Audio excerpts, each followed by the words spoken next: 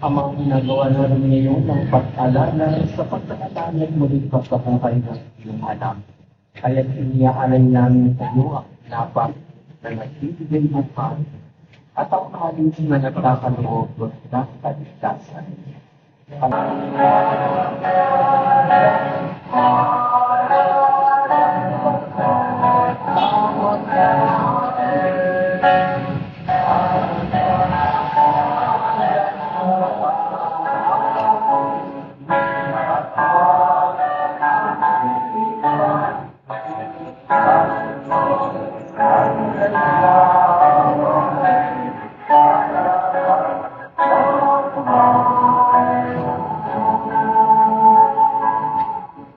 Hindi namin kami iiyak sa lahat ng masama.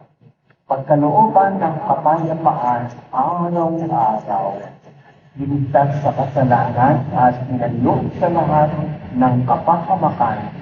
Samantalang aming pinananabigan ang dakilang araw ng pagpapahayag ng tagapagligtas namin si Jesus.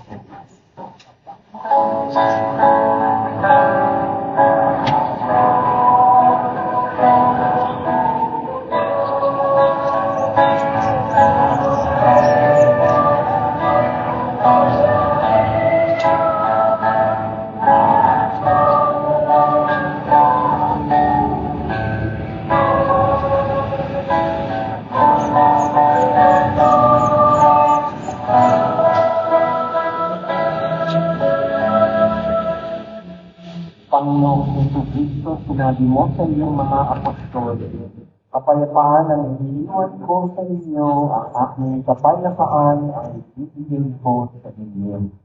Tunghayan mo ang aming pananampalataya at huwag ang aming mga pagkakasala. Pagkalooban mo kami ng kapayapaan at pagkakaisa ayon sa iyong kalooban, kasama ng Espiritu Santo magpasawalang hanggan. Ang kapayapaan ng Panginoon na walang sumahin. Mga kapatid, magbigayan tayo